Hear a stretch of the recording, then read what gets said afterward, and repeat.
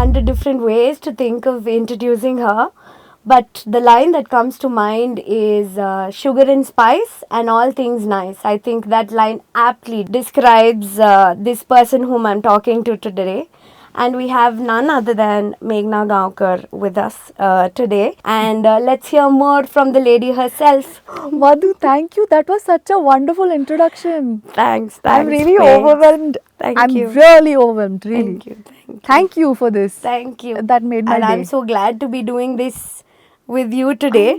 There's a more personal angle to this, but let's keep that for ourselves. out of the let's keep that to ourselves. So Megs, tell me now, with the cop as a father, having him in your house as inspiration, was there ever the pressure that you should take that line? Or how did this thought of getting into films come in? Actually, when I was a kid, I was in school, first or second standard. My elder sister, who's no more, and my aunt, my mom's sister, they were doing a couple of films because we knew a lot of producers who were my grandfather's friends. So they were shooting in Bangalore, and I had visited the set. My sister was doing a film with Devraj sir. She was playing the child artist in the movie. Okay. And I came to visit the set, and I looked at it, and it was happening at Sankey Tank. That circle where all the shootings happen. Right. So they were doing the shot, and somebody said, we want more kids in the scene. Why don't you also go and join in? I said, yeah, okay. So I run and go to Devraj sir, and he picks me up. That was a shot. That was the only shot that I had to be in the film. So then I did it. I thought it was such a fancy world, and actors, lights, camera, and all of that. You romanticize things like that. And I thought one day, and I had this deja vu moment when I was shooting for Charminar, this song called Radhe in the film. I was shooting at Sankey Tank at that circle. Life came full circle. Yeah, I was like, wow, this is where I had imagined that I would become an actor, and that was subconscious, right? As a kid, you're not really making plans. But that was how the subconscious journey began. But the actual journey was when I came to Bangalore. My father moved to Bangalore, and of course, there was this pressure that I have to study, do my IAS or IPS, be in that department. But I failed in my 12th standard, which is so unlike me. By the way, I'm a really good student in one subject, mathematics. And thank God I failed, because then that rerouted me to take up diploma in filmmaking and acting for 10 months. In that gap that I had, my dad said, thank God my dad recognized there was a talent in me for films. He said, why don't you do that? Enjoy yourself, take a break, and then come back to studies. And then when I went to do that diploma, and we would have guests coming in from the industry who would sort of give us lectures about how films are made. And everybody used to tell me that you should be into movies. And at that point, I was like, I'm going to be a director. They're like, no, you're going to be in front of the camera. We just know it. Right. And it just happened. I started getting offers for television and movies. My father said, no, complete your studies. And then you can do movies. But now you can't. I said, can I take up television? It's just 1 hour a day that I have to go to the shoot. He said, okay. So that's how the television journey began. And through that, how when I was doing this show called Kunyonobara. Right. Arvind saw me on TV, and he offered me Nammera Londina, and that's how it began for me. So, Megs, now we talk so much about journaling and manifesting and visualizing. Yeah. Somewhere, do you think, as back then, as that kid itself, you somewhere imagined this thing that you're going to be here in the future? Do you think you actually manifested this whole thing years later? Absolutely. I did. Yeah. And I hadn't, I didn't believe in it, or I hadn't thought about it or given it, I didn't know that there was something called manifesting, or something like this happens. Yeah. But as you live your life, you look back, you're like, oh my God, that's what happened. And now we consciously try to manifest. I think we should not. Yeah. We just have a thought, and we just work towards it and let it just be. Right. And I can't believe it, Madhu, that I've actually had a thought of becoming an actor, and I actually am an actor today. Right. It's unbelievable. Correct. Yeah. Like you said, my father wanted me to go into the police department. And right. Yeah. But how amazing of him that he graciously agreed to. Yeah. He said, okay. He supported me more than agreed. This is my choice at the end of the day. Right. He supported me, and he said, yeah, sure. So yeah. But going back to the classic question of so many years in the industry, and one has to ask you this, that what has been your learnings from then to now? Because you're someone who likes takeaways from anything. So from Nammeria Londina to the Judgement, what have been your takeaways from the industry? I mean, I think I've literally grown up in the industry. I was really innocent when I came here, and I wasn't an intellectual. I was maybe, but again, that was subconscious.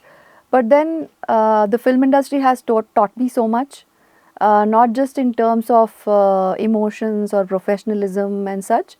I think I've learned to handle myself psychologically also, because it takes a toll on your mental health being in the industry. In what way? In so many ways. See, people are judging you only based on your previous hit. If you haven't worked for a year, then they look at you in a different way. The respect they give you is different. Just the way they talk to you is very different. If you've had a hit, then it's a different kind of reception that you receive, obviously. So I have seen that, I've seen that ups and downs in my career. Yeah, I mean, it's a very short career. I call it a career, but still, let's call it a career. I have seen people, for that 1 year I haven't worked, I have seen people's reaction, and then when I'm doing continuous films, I've seen how they respect me. So I've learned to protect myself from all of this and be detached. So these things, this is what I've learned. This is my big takeaway from the industry, that I'm not very attached to anything here. Which is what I wanted to ask you. So these life truths in the industry itself, people always want to put their cart to a running horse. Yes. Odo kudre is what they call it, right? So how do you handle or protect yourself from these kinds of things? That when there's a hit, there are a lot of people. When you're not doing movies. So if you were to give suggestions to people, what would it be? How do you handle and protect yourself from these harsh truths of life? I don't know if I want to give advice to anybody, but I'll tell them what I did. Maybe they can take away from what I've done or experienced. So there was a time after Charminar, I think for a year and a half, I didn't sign anything. Although that film was a hit, major hit, and even till today, people love that film, and I'm recognized for that film among all my other films. So I was confused why I wasn't getting offers. And it was kind of, I wouldn't say depression, I'm a pretty strong person, but I don't know, I was feeling a little bad or something. I thought I would use that time in a better way. I started traveling. I started reading a lot. I started writing. Most importantly, traveling. I thought, what makes me happy, absolutely happy right now? Let me not sulk about what I don't have. What can I do? So I started traveling across the world. Thank God I could afford to. Maybe somebody else can do something else that makes them happy. So yeah, I started traveling, and then I understood that, the world is bigger than just what I want. Thank God I started traveling, because my understanding expanded so much more when I would go to a different country and look at the architecture, their art, and just their language, their food, and there's so much the world has to offer. And I'm just sulking about one thing that I'm not getting. How is that cool? I get to enjoy all of the other things in life. That there's a life beyond the industry. So I thought, when I don't have work, I can explore myself. That is why I took up my PhD. I mean, not many people know, but that was the reason, that when I wasn't working, I don't want to sit and sulk. I want to do something productive with my life. Right. So that's why I took up, I'm writing I've almost completed writing my thesis. So yeah, I use it well. I mean, thank God I have that understanding to use that time well. But of course, I want to do a lot of films. That goes without saying. Your thesis also is something based on something very interesting. I think it's also to do with films. And literature. Would you like to talk a little more about that? Of course. The subject is, the title I've given it is The Metamorphosis of Literature into Cinema, a Study in Adaptation. So it's like, the adapted film adaptations. And what's the process of, taking the story from a book and turning it into a movie? What are the differences? What's the business of it? How does this transformation happen in writing? How much does literary writing impact films in today's world? Because, we've had the history of it from the beginning of cinema. So, it's been 100+ years. And we're still benefiting from literature, obviously, because literature came first and the digitalization, the camera and everything came a little later. But yeah, I'm just studying. That's the process. That Okay, so you'll be Dr. Meghana Gaonkar after this. Okay. I mean, So you're somebody who's always believed in quality over quantity. absolutely. So the kind of films that you choose also have been, aligned to Yeah. this thought process. Yeah. So what made you or prompted you to sign the Judgment? Oh, I mean, Madhu, there's a long story behind this. I was promoting, I had finished promotions for Shivaji Suratkal 2. It had just released. I was still doing, promotions after that. I got a call from, our production team, and they said there's a film like this and it goes on floor like the next day, literally like couple of days or the next day. And I was like, I can't decide in like that much time. Right. And I thought, okay, fine. By the time I met the team, I was convinced and all. But there was one point that I wasn't okay with. That, I had to play the role of a mother. Okay. I mean, I'm still me and of a certain age, but that I felt like I could postpone playing that age roles or something like that after. For like a 4 years. comeback later. No, maybe after 4 years or something like that. I still have time to play a mother to a kid who's slightly grown up. Right. But then that's probably one of the insecurities of an actor. And I didn't want to handle it right now. But then someone told me, a friend of mine told me from the industry that you're an actor, don't think about it, just go for it. If you perform well, it's going to keep you going. And I think it was pretty good advice. And I'm glad I took up the film because I really like this team and they're wonderful. Okay. Yeah. Would you like to talk a little more about the role and how you sort of slowly Oh, yeah. sunk into it and, Yeah. you started liking it as you actually- went along? Yeah, I mean, see, I play the role of a professor who's Ravi sir's wife. He's a lawyer, and her name is Rohini, and she's this stable, calming, subtle factor in his life. And the role that she plays in his life, the story revolves around a courtroom drama about a particular case. And my role in it is how what effect I have on his thinking. So that's a very subtle thing to play with in the film, because I was just talking to somebody also, and women have played this role over centuries with Yeah. men, where you have to sort of treat them like children, massage their ego, not make them feel like they're wrong, but still make sure that they do the right thing. Yeah. So that's pretty much my role. I mean, that subtlety of how women navigate men through the struggles which they are probably not capable of handling or could do better. I play that role in the... So what have been your takeaways from working with senior actors like, Ravichandran, T.S. Nagabarna, Yeah. there's Rangayana Raghu, all of them. What is it like to work with these actors? So in this film, I don't have much interaction, many scenes with the other actors. I think all my scenes are with Ravi sir, guy who plays the kid in the film, Surya. Just them. But it was great. It was great fun working with Ravi. Obviously, it's great fun. I was warned by many people that he's very strict, he's going to shout at you and he's a perfectionist and blah, blah, blah. But when I went to the shooting set, I realized that he's a softie in his heart. He treats women really well. He's a sweetheart. So work-wise, he was a little strict and he wants things to be in a certain way. But I respect that because I'm pretty much like that. Although I don't show it, I'm pretty much like that. Okay. I was able to work with him because I worked with, many actors before Ravi sir. Senior actors like Ramesh Arvind sir and Jaggesh sir. So I had my training before I could face Ravi sir. I had my training, well done. But, I can't believe it that I get to work with all these people, the actors who I've seen in my childhood. I've seen Jaggesh sir's film Sarvar Somana, and I remember wondering, wow, what a character. Ramesh Arvind sir's films, and how my teachers were, they had a huge crush on Ramesh Arvind sir. And I used to write Nuru Janmaku song because my Kannada handwriting was really good. So I would write and give them the song. They would be really impressed. Yeah. And then Ravi sir, of course, a lot of movies of his came out when I was a kid. I used to like Ondanondu Kaladalli Aramba and the college song and so many really. Yeah. But just, it's surreal, Madhu.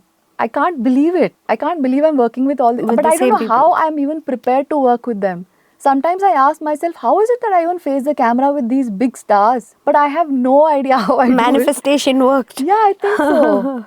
I've always, Yeah. I don't know how, I'm just confident, I'm just like, fine, it's very normal for me. So is it fun to work with ensemble cast Yeah. versus like say you're playing the lead with somebody, and I'm sure you must have had a lot of fun experiences on the set. Is Yeah. there something that you want to recollect and talk From this about? one? Yeah, from this. What do I recollect? No, I mean, I remember Ravi sir shouting at me a couple of times, but he did it with so much love and affection. I think, oh no, me dancing with him was memorable for me. Okay. I mean, when I was a kid, I've seen a lot of his romantic songs, and I was very scared that I have to do such a song with him. And I wasn't sure if I would be doing such a song, but I did have a little bit of jiving that I did with him, and that was an iconic moment for me. Okay. Because you know how Ravi sir presents his heroines, or Yeah. how he is on screen with the, Yeah. the lady, and I was like, wow, I am his lady love in this Yeah. scene. And Yeah. unbelievable. That was memorable for me, but also he kept, I think I wasn't wearing my tali in one of the scenes when I was shooting, and he's like, are you not going to wear a tali? Are you not my wife in the movie? Go wear a tali and come. I was like, oh sir, sorry, I'll just do it. Okay. But it's all cute. So Okay. So, since you are such a good dancer in real life, do you feel it's been done justice to on screen? no, not at all. Not at all. I feel like I should have danced on screen a lot more. I hopefully that will happen in the future. But so far, I did expect to be known as a good dancer in the industry, but that hasn't happened. Yeah, it just makes me feel a little bad about. Yeah. I do feel bad about it. Yeah. But what are you gonna do? Hoping somebody gives you something that is. Yeah, please do. Yeah. Please do. So, giving the movie title being The Judgment, Yeah. I wanted to ask you that how good are you, or how much would you sort of, when it comes to judging scripts or judging people, Oh my God, that's a good question. how does that work? By the way, the connection with the title is really cool. For me, the most important thing is story. If I feel like I can connect with the story and I want to be able to, be a part of telling this story, then I go to the next step, which is, am I getting paid well enough? And then, of course, this is very important to me. I see who the people are, what is the kind of respect that they give me or the other people around, because you're going to be spending, like 2-3 months with them, shooting so many days, morning to evening. So you have to be comfortable. You have to know that they're good people. So my ultimate thing is that they have to be good people. So yeah, I take a judgment on all three, and That's also the way you judge people. yeah, I think I do. Yeah. I don't judge them, but I have a good judgment. Okay. Yeah. On your bucket list as an actor, are they people that you wish to work with, or the kind of films that you would like to do? Actually, Madhu, I hope I don't sound arrogant in this. I've never had this thing that I have to work with this actor or that actor. I've never had this.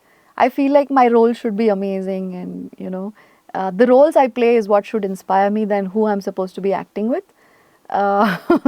This is not coming from a place of arrogance or anything. It's coming from a place of understanding that you have to know your goals right. It shouldn't be acting with that person or this person. At the end of the day, it's about you acting, doing the job, being creative, understanding your craft, delivering what is needed. That's the most important thing, and only that thing will take you far. And there's so many actors who have worked with superstars, and that's it. But the actors who have also not worked with superstars and are like star in themselves. So I wish to achieve that. Okay. Yeah. So, when we look at your social media, one clearly gets an idea that you like the good life. Yeah. You love your cafes, you love your, you have a luxurious car, you like solo travels, you like to travel abroad. Yeah. But I also know that there's a side to you, because we watched this mass film together, and you were ready to sort of whistle, and even scream the hero's name. Yeah. So there is that side of you as well. Yeah. So who is the real Meghana Gaonkar? I think everything. I don't think I can be one person. That's absolutely wrong when you're trying to be one thing. You can be so many things in one personality. I mean, that's what is, right? Yeah. Over here, when we're doing this interview, I'm this person. When I watch that film and, you know, I see some mass things, some dialogues, I want to like one of our superstars Yeah. on screen. Love for cinema, you want to whistle and you want to clap. So yeah, I think there are different faces to one personality, and you should embrace all of them at different times. And I enjoy every bit of, you know, all these different personalities I have. So yeah. Saving the best for the last. Not much is known about Meghna's love life. Love life. Either she's really good at hiding it, or there's nothing really happening. I can't believe she's asking me this. Okay, fine.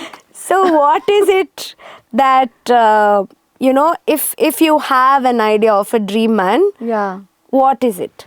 Or are you taken? No, I'm super single. I don't know. I mean, I haven't met anyone who I could, you know, I felt like I could give the honor of, you know, being my husband or my boyfriend. I haven't met anybody like that for the past 5-6 years. So yeah, that hasn't happened. But honestly, I'll tell you what, I'm enjoying the single life so much. I value my freedom so much. Not that I would give away my freedom if I was with somebody, but maybe I'm meant to be in this space right now where I'm meant to experience myself and my life. When I have done that, maybe it'll be time for someone else to come in, you know. Yeah. I just have to learn to be myself completely right now. Okay.